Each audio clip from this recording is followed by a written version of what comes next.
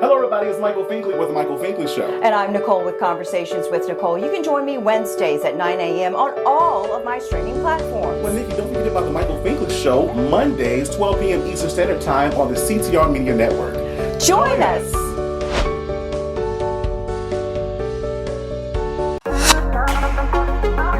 What's going on, beautiful people? My name is Prince Hortboom, and I play Jacob in Fatal Seduction, and you guys are watching The Michael Finkley Show. On the next Michael Finkley, actor, producer, director Reggie Gaskins is with us. He talks about his time in the industry and future projects. Thursday. There's a new familiar face this time. Say hello to the new daytime. See it everywhere you go. New and the greatest show. It's no other than the Michael Finkley Show. There is no other. He's like no other. I'm so glad that someone resonates with me. Come celebrate with me. Let's turn it to Welcome back to the Michael Finkley Show. Now, y'all, my next guest, I've been watching this man on my television screen for years on top of years, and I am super excited to be chatting with comedian himself, actor, writer, producer, director. Oh my gosh, so many titles, but he's going to explain all of them, I promise you. He is none other than Reggie Gaskins. How are you? I'm wonderful. How you doing, man? I am super, uber well, fantastic. Yeah, we're good. Yeah. That's the good way to explain it. That's how you're Yeah. supposed to explain it. I think so. I think that's good. I think that's great. Like I said, I'm very excited to be chatting with you for these few moments. Like I said, I've been watching you for years on top of years. And when we started Think Fam, he said, "Nice to meet you." And I was going to say, well, I already know who you are because I've been watching you. I know you from one lens, but I get to see you from another just from chatting with you. So thank you again for this great opportunity. I must ask, let's start here, right? So I want you to complete the blank. Finish the sentence. Reggie is blank. Fun and passionate. Well, why would you say that? Because I believe life is about having fun. It's about enjoying yourself, right? Because every day is a good day. You know what day is a good day? There's not a good day when you ain't here no more. That ain't no good day, right? So enjoy it, right? And then have passion for whatever it is you're doing during the day. You making some pancakes? Like, make these pancakes right here. These pancakes gonna be off the chain. Ain't nobody eating them but me, but I'm about to enjoy these pancakes, right? If you go into work, go to a job that you love doing because you'll never feel like you're at work and have passion for it. You know, if you're a secretary, yes, sir, I'm typing up, I got them, everything is right here. Let's go. You know, so Reggie is fun and passionate. Reggie is fun and passionate. I love that. Were you always like this even growing up? No. What was Reggie like growing up? Man, so I grew up in North Philly and very thankful for my mom. She raised me and my brother and she did a great job. And we were in a part of Philly called Yorktown, which was a relatively nice neighborhood, but we were surrounded by North Philly. Right. And Philly's a working class town. You know, when it gets cold, it's like 3 below and you still got to go to school. Like I'm a freeze trying to go to school. Why can't we stay home till tomorrow when it's like 10 degrees or something, you know? And back then, Philly was a rough town. So it was hard to find fun in life when, you know, life is a struggle, right? And you're surrounded by people that are struggling also, and they're going to do whatever they got to do to not struggle, which means that they got to take some money from you by any means necessary so that they ain't got to struggle. And if you got to fight your way out of it, and you the little dude, and the dude that want the money is the big dude, you know, and then if word get back that the big dude punked you as the little dude, then everybody going to punk you. So then you got to try to fight your way out of it. So I always seek to have fun, but I was an angry person because I had to put on that persona. I was never a tough dude, never the big, you know, ain't like I walk in the room and like, oh, he might beat me up. You know, I walk in the room and like, oh, he might tell a joke. Right? So um, I was never the tough dude. People thought I was tough because I wouldn't back down because I couldn't, you know. So growing up was I was a little bit of an angry person. So being this being, right, growing up in Philly, Uh, what were your goals? What were your dreams even back then? to live. Mm. You know, like man, if I can live today, I'm good for tomorrow. And one of my goals was I wanted to be married young. Like I was like, I'm gonna be married by the time I'm 22, 23. And this is a little bit before I got into acting, and I want to be in a situation to be able to move my mom and my brother out of where we're at, you know, provide a house somewhere. So those were my goals. And I wanted to play pro ball. I played high school and college ball, but I was like, I'm not 6'2", 6'3", and I didn't have anybody really pushing me. And so I never really went for it. And when I got into acting, I was like, I ain't got to be 6'2", 6'3" to be successful in this. You know, I could be the height I am with the big old nose and big old ears I got. So let me go for acting. Let me see if this could do something for me. And that changed my perspective on um, having passion for something. Because, everything else I didn't, I went to college for accounting. I didn't want to be no accountant, but I knew they made money. And, when I looked at my grades, it was like, yeah, this ain't gonna be good for you. So I transferred into psychology in college, and those grades were better. But I was bored. I talk too damn much. I got a problem. Shoot, man, can't we just go get some chicken and a two piece and a biscuit and chill? Good, no, Reg, my girlfriend left me, and oh man, I'm sorry for you, but the way you talking, I'll leave you too. Shoot. So I knew being a psychologist ain't gonna work for me because I've been destroying people's all kind of self esteem. But when I got into acting, that's when I found the passion.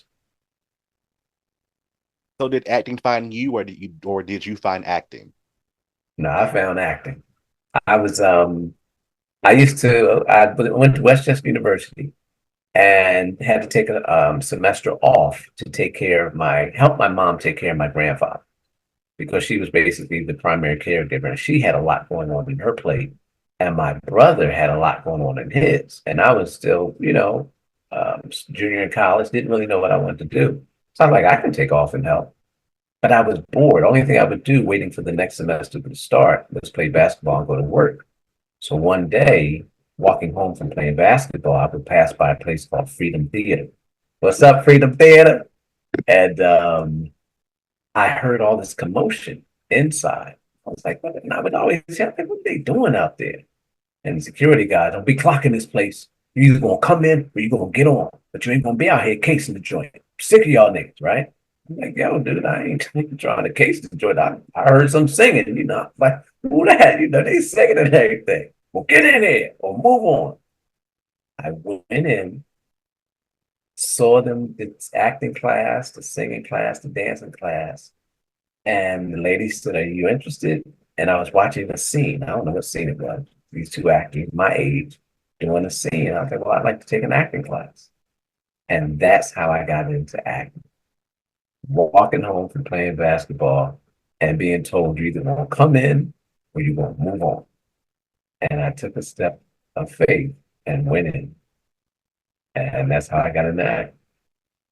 Bing, bada boom. There you go. Uh, Open door. That literally an open yeah. door to a career that you've been doing so well for so long. So let's talk about that first big break, right? What did that look like and sound like for you? My first big break came after depression. I moved to Los Angeles and um, I had sons in Philly, moved to LA, and I'm thinking, I've been doing some things at Freedom Theater and I've acted and I'm good. So I can come to LA and be a working actor. No, there's about 5 million of y'all. Get in line. behind all them, I'm gonna be 304 years old if I gotta wait this long, you know. I had no money. I had no hookups, nothing, right? Found the church and pastor by the name of Bishop McClendon had preached a service that basically taught me, he said, every day is a good day, live with passion, right? I quit acting and would only go to church and play basketball and go to work, right? Lord, let me figure this out through you. Through that, at the time, I met a woman and we got married. I had no money, work, drove her to an audition. Now I gave her back. Guy said, would your husband mind auditioning with some of the ladies? Because we don't have any male readers to read with them. And I was like, I don't mind, you know, I ain't doing that. I go in, I read, I book it. What I ultimately booked was a pilot episode for ABC, where I was the star of it and got my first big paycheck for ABC. And I can only attribute it to God because I was relatively new in town. I wasn't the funniest dude. It was a comedy. I wasn't the funniest dude in LA at the time. You know, Kevin Hart was here. Mike Epps was in town. Cat Williams was in. You know, everybody was at the beginning of this, but they were seasoned comedians. You know, Alfonso Rivera, Malcolm Jamal Warner. These were all seasoned actors who easily could have had this part. But forgive me if I get emotional. But when I said, Lord, I'm going to put it in your hands, I'm just going to speed ready.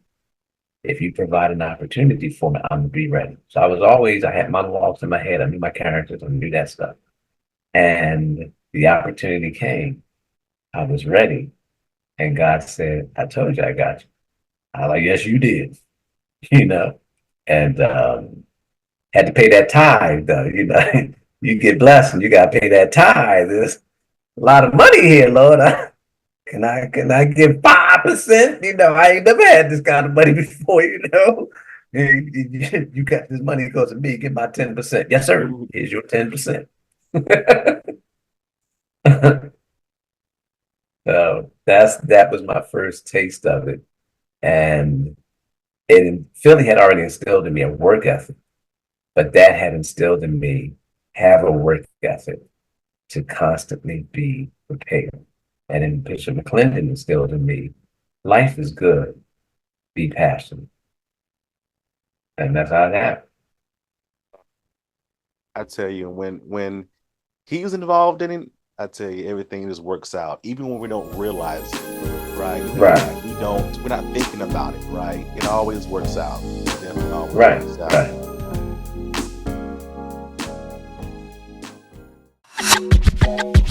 Hey, my name's Greg McBride. I'm a writer and movie producer, and you are watching The Michael Finkley Show.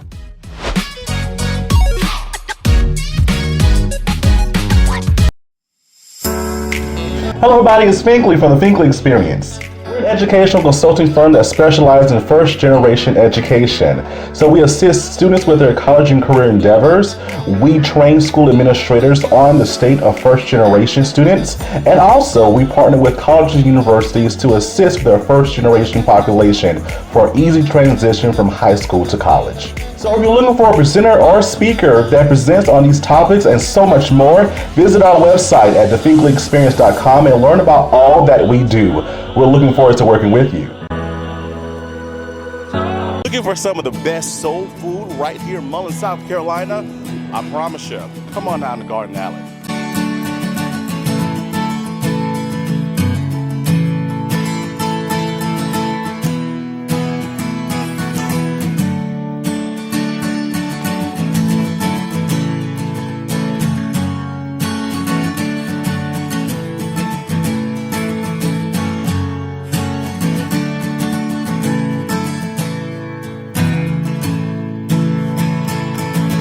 Our grape salad's fabulous, our water gained, our potato salad, our chicken is fresh, macaroni and cheese is salted to perfection. I haven't found anything that's not great. Best ever. Banana pudding, cakes, pies. Yeah. selection is huge. Garden Alley is an awesome place to eat. I really love it. Come by and see the amazing staff at Garden Alley, downtown Mullins.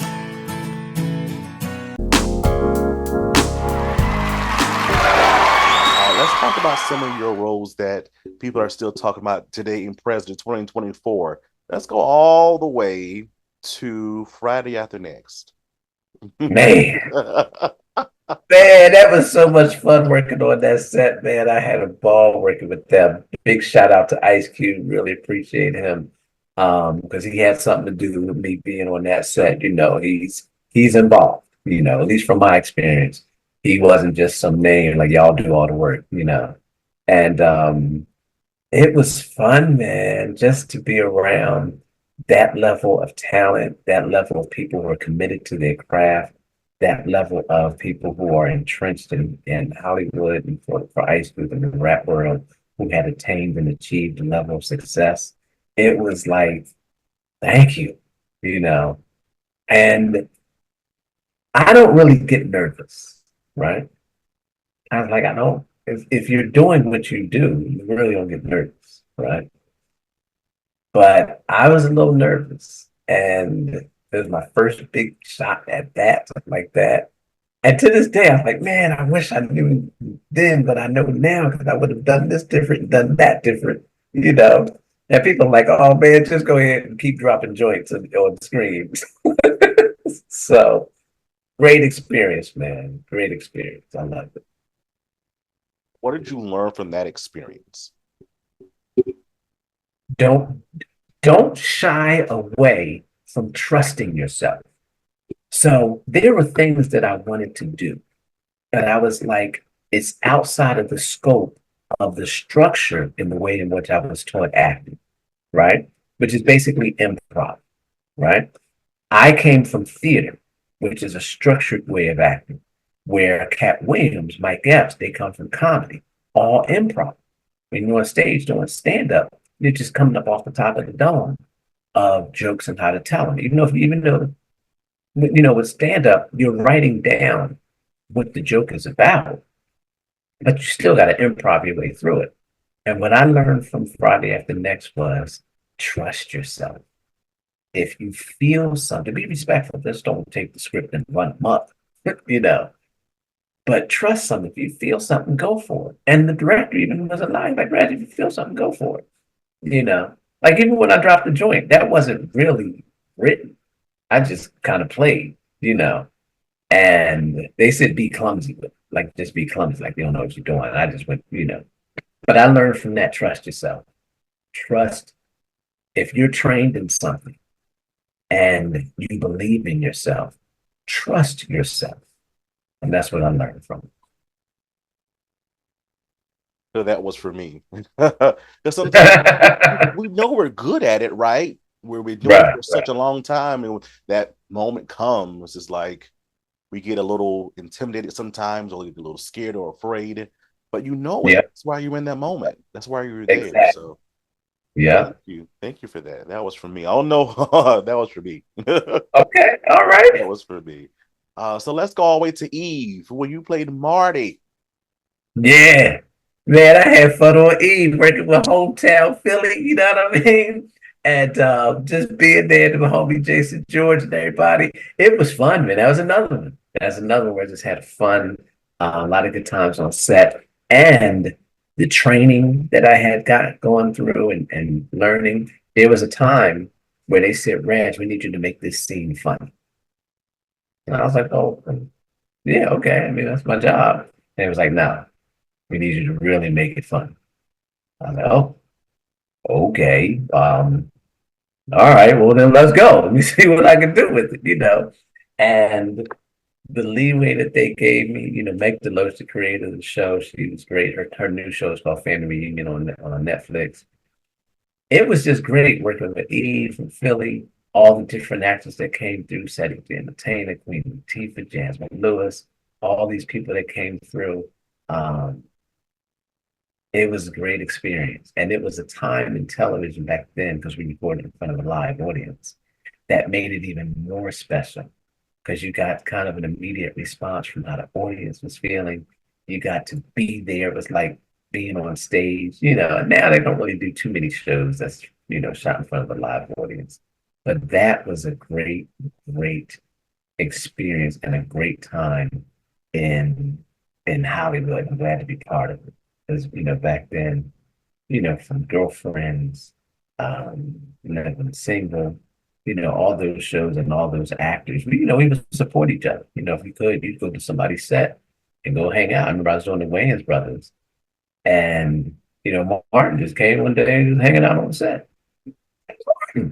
You know, just Campbell one day. Dwayne Martin and Lisa Ray had a show. I forget the name of it. And people would just Joe Marie Jones or whatever. People just come and hang out on set.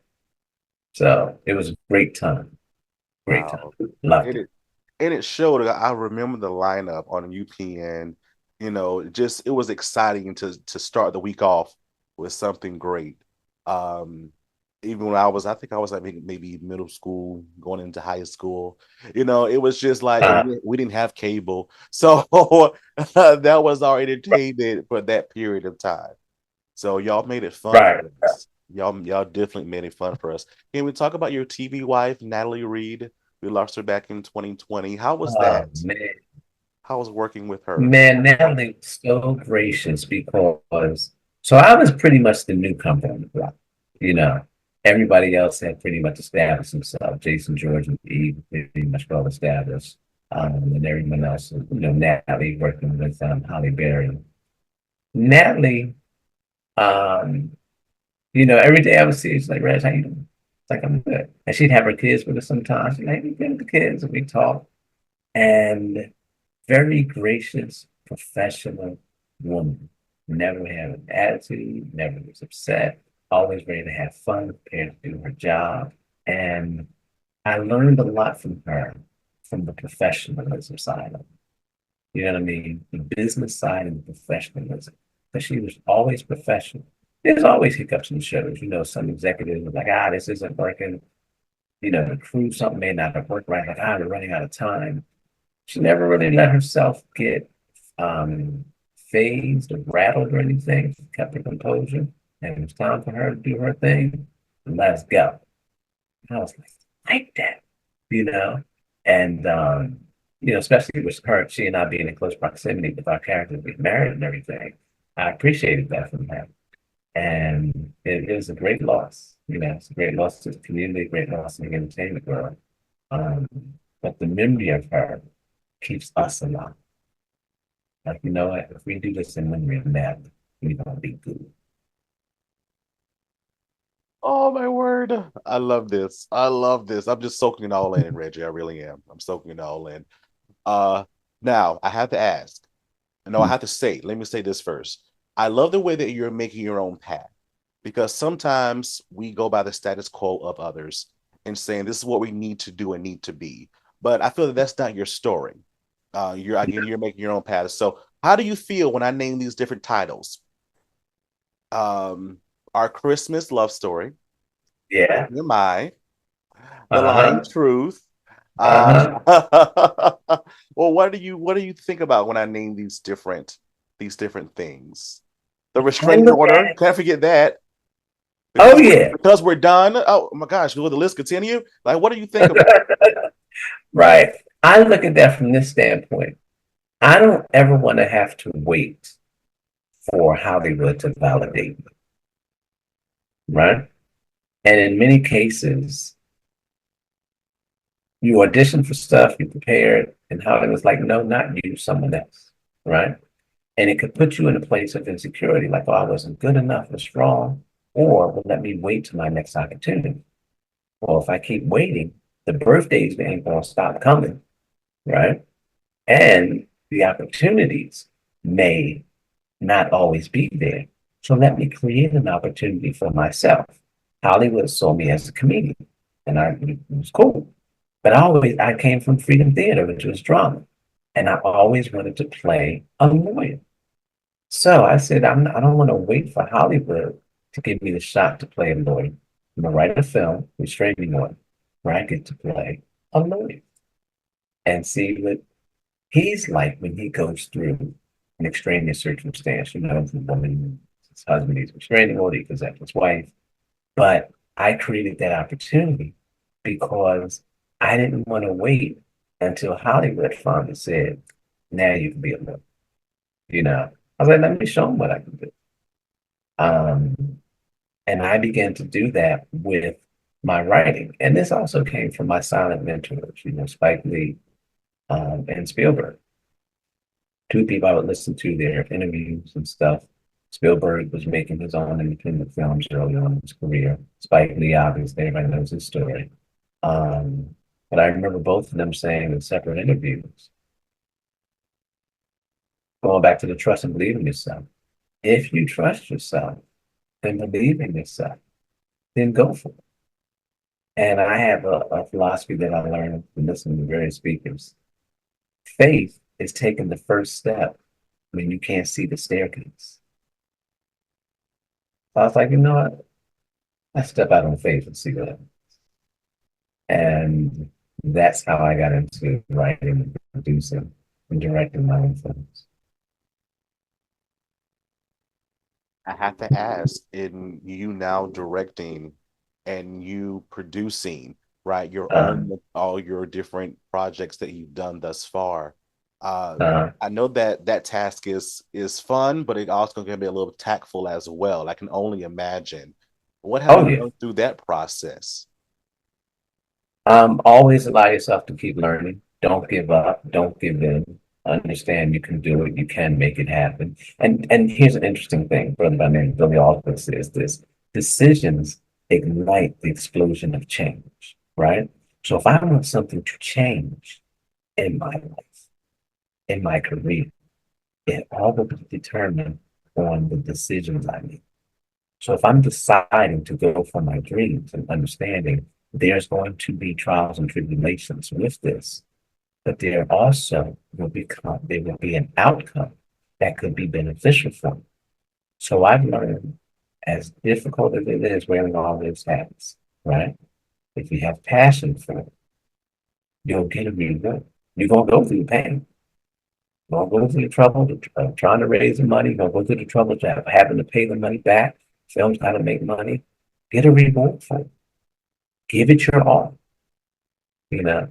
Every failed experience is a step closer to a successful experience. So I just keep learning. I messed up there. Let's fix this on the next film I make. You're gonna make another one. You messed up on this one. I know. So let's make another one. Do not mess up. So you make another. I messed up. My sound isn't good. Let's do better on the third one. But you done messed up on the other two. I know. Well, let's keep going. Because I'll miss every shot I don't take. So I got to take a couple shots. I ain't gonna make them all. But if I keep shooting, like Jordan kept shooting, he became known as the GOAT. Gotta try. Gotta try. You gotta try. Be like Nike. We're just doing it. We're just doing it. That's what we're doing. Exactly. Oh my word. What are you currently working on now? So I have two new projects. Feature film called Can This Love Last? And let me start with this. This film is out of control, right? And we need funding. So you can find me on Instagram and Facebook and everywhere. That's my name. Anyone that's an investor, I am asking you, even if it's not me, our African American filmmakers need financing to tell our stories. Because when you go on, when you look at the scroll of Netflix, Peacock, Paramount, Apple, you don't see too many of us with our new projects out. So I have a new film called Can This Love Last, which is a film about two lawyers falling in love and going through the trials and tribulations of being trial attorneys and having their successful careers being the way of a successful relationship. Beautiful love story. And I have another movie called Commandment X, which is basically a film about how infidelity feels to the person that's getting cheated on? Do you take into account what you're doing to them while you all up inside somebody else? And you're wondering how they feel while that's going on. And so commandment X is the 10th commandment, thou shalt not covet. That's what that's about. So I'm very excited about both of those projects. And I believe if I get the correct amount of funding, that one of not both of those two projects will get my lead actress a Best Actress nomination from the Screen Actors Guild. I don't know about Emmy and I don't know about Oscar yet, but I believe they'll get a Screen Actors Guild and the People's Choice Award. My best friend always said, she always says this currently too, that once we say something, our words are listening. So once you put it out there, it has to happen. Oh, for sure. It has to happen. For it may not sure. happen the way you want it to happen, but it's going to happen. Right. And here's another thing. If you don't seize the moment, somebody else will. So I'm gonna try and seize the moment. That part. That part. Oh my word. So if persons want to give and donate and invest, how can they reach you again? So they can email me. Let's start with that. Holla at your boy prods at gmail.com. HOLLAATCHAPRODS at gmail.com. But write me on Instagram, Facebook, X, and we can begin the conversation. And here's the blessing. One of my films was funded by someone where our whole negotiation was done just through Facebook Messenger. Like at least 60% of the initial negotiations were done through Facebook Messenger before we ever talked by phone. Yeah. Wow. You're opening my eyes here, like literally. You're opening my eyes here. Oh my word. So there still is hope. There is hope. There's hope.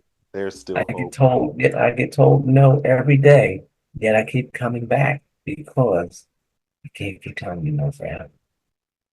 All it takes is one yes. One yes. Yes. Ah, it's amazing. Like I really needed this day. I really, really did.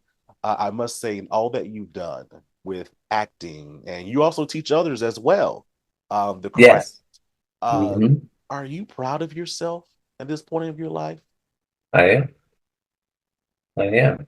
I'm very thankful and very proud that I did not allow the moment of despair, insecurity, doubt,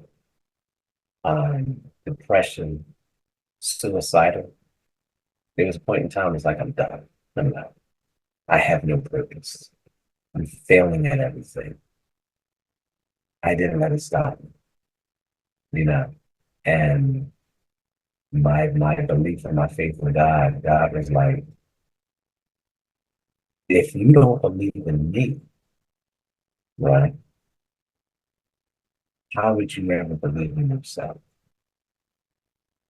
Because I'm in you. I know. So I have to believe, and I began to adapt, different philosophies. And one was you can either have excuses or you can have results. No more excuses, no more doubt, no more fear. Fear, you can face everything and run, or you can face everything and rise. I don't want to run, I don't want to have doubt. So I'd rather fail trying to succeed than give up. Because if I don't give up, I can't fail. And that's what makes me proud that I was able to put down my pride and allow my failures to push me to succeed. And I haven't even got to where I really want. I'm just thankful that I got to where I'm at. That I love it. And the Bible also tells us that our ladder will be greater. greater yet still to come. So a few years ago, I wrote a song, and it's also my theme song to my show, about our biggest dreams coming true, just accomplishing your dreams, being determined, Right. being motivated. That's what the song is all about. What is Reggie's next biggest dream? Ah, I want to win. Wow. My next biggest dream is to win. I want to win a Screen Actors Guild Award for Best Actor. And I take nothing away from the Oscars. I don't know why I'm so obsessed with the Screen Actors Guild Awards, but I want to win a Screen Actors Guild Award for Best Actor. That's my biggest dream right now. I really want that. And I'm going to work for it too. I can tell you this now. It's going to be a dog fight. I get a chance to play the part I'm going to play. It's going to be a dog fight against me and every other actor I'm going against. I'm going to go for it. That's my biggest dream. Let's go. Like I said, our words are listening. Words are listening. So they heard it. Yeah. They heard it. They definitely heard it. Also, too, again, when you're doing your daily grind, you're out there doing your craft, and your passion. I always believe that that dash when we all pass away, they have that dash on our gravestone. The year we were born and the year that we passed away. What are you doing now in that dash to continuously make a difference for you and others?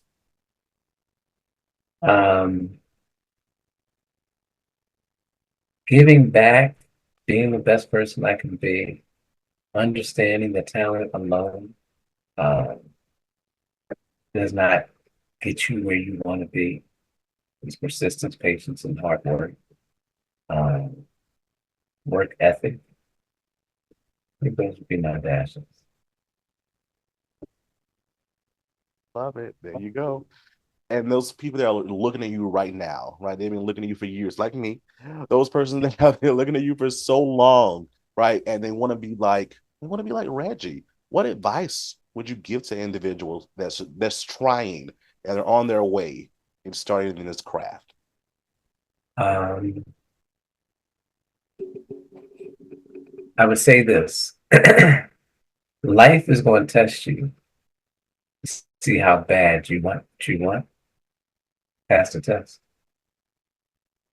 That's my advice. Life is going to test you.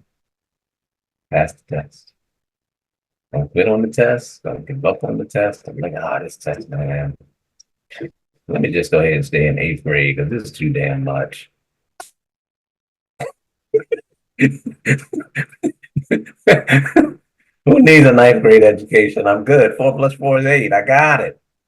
Baby, You know, right?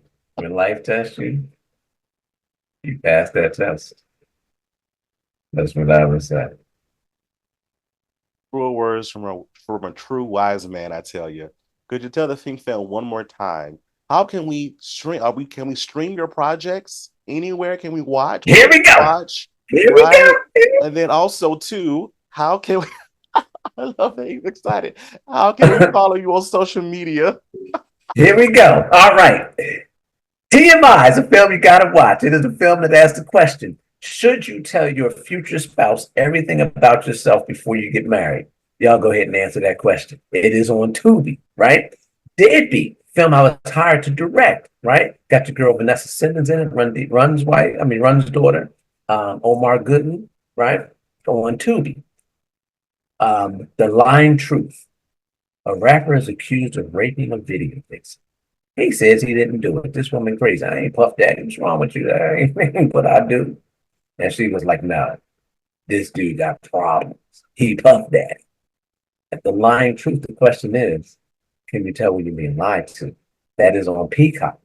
Restraining Order, starring your girl Robin Givens and Sean Blakemore, two of the best actors. If I had a budget for this, they'd have won Oscars for it. I promise you that. That's also on Peacock. Our Christmas Love Story stars your girl Kendall McCrae. She came out the box with this thing, man. It's the scene between me, her, and Brandon Larkins. It's hilarious.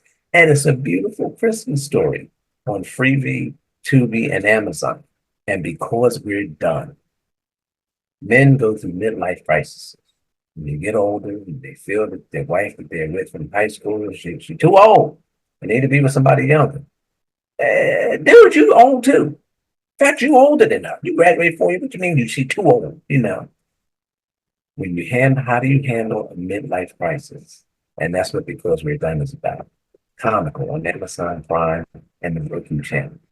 Please watch them and then go to Reggie Gaskins on Facebook, Instagram, or Twitter, or TikTok, and leave a comment. And that's how you can find it. Reggie Gaskins on all social media platforms.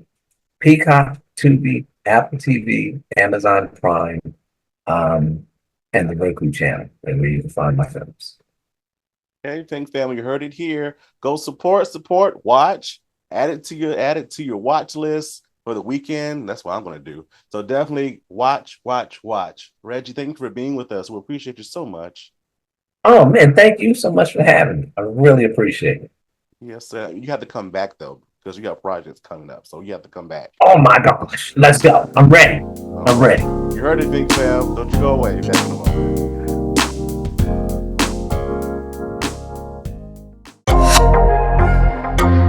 Hi, this is Brett Chapin from Apple TV's Palm Royale, and you're watching The Michael Finkley Show.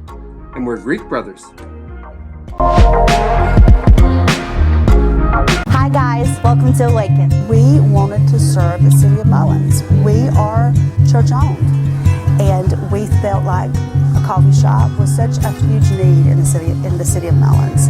There's nowhere for people to just come, get a cup of coffee, sit with friends, maybe do some work on the laptop. And so we feel like it was a service that we could give back to the city. Well, our hope is that people will feel calm, that they'll feel welcome, that it'll be a place where they can come and just clear their mind. We come here twice a day. That's how good their smoothies, their coffee, their lattes, frappes, delicious. I would love the atmosphere here. If I had time to come and just sit and relax, I would. It's awesome. One thing that I really love about it being here is just the cozy environment. It's so inviting. I can come in here and I can get my schoolwork done, a good coffee and a good meal. But I'm just really thankful that they're here and that I have a good place to go. We're open Tuesday through Friday from 7 a.m. to 2 p.m. and Saturday from 8 a.m. to 2 p.m. Awaken Coffee Bar, downtown Mullins. What's good? It's your boy Reggie Gaskins, and listen, let me tell y'all something. You watching your boy, the Michael Finkley Show. So stop what you're doing, put that down, put the remote down, put it down, and watch your boy Michael Finkley. Yeah, I mean.